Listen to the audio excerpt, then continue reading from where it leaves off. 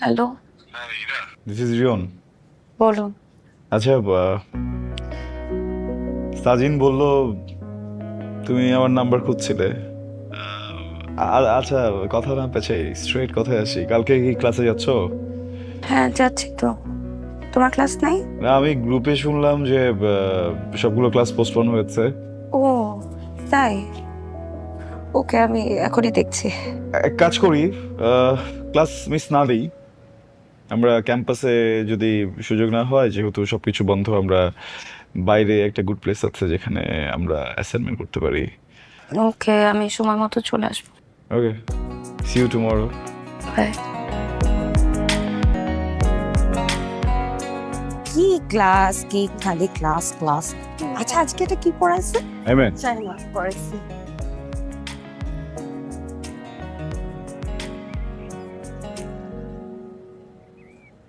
নাও ধরো।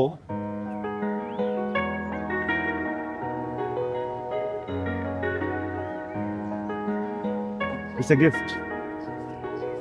যদি কখনো আমার কথা ভুলে যাও, ভুলে যদি ইচ্ছে করে, তুমি এটা আমাকে ভুলতে দেবেন না।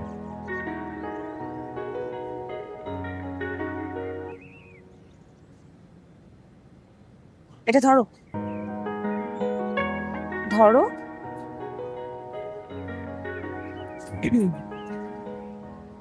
যদি আমার তোমাকে কখনো ভুলে যেতে ইচ্ছা করে, তখন চেয়ে নিব। ক্লাস আছে না, চল।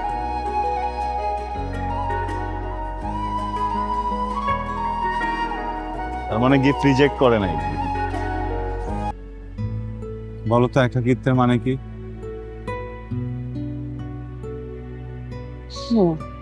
একাকিত্বের মানে হলো সবার থেকে আলাদা থাকা, একা একা থাকা, এমন কিছু।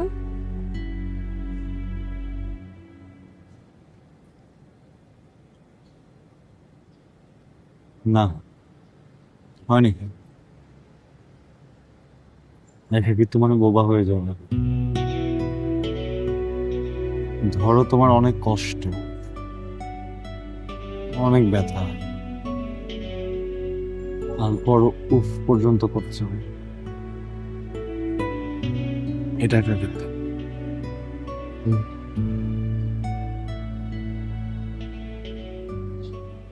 মানুষ বলে কি জানো, মানুষ বলে বন্ধুদের সাথে সব শেয়ার করা যায়, কিন্তু আমার মনে হয় অচেনা মানুষের সাথে আরো বেশি শেয়ার করা যায়।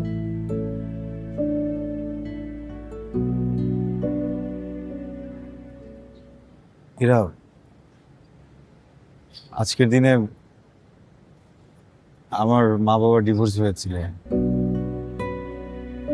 এরপরে মা আমাদের ছেড়ে ইউএসএ চলে যান। নতুন বিয়ে, কিডস।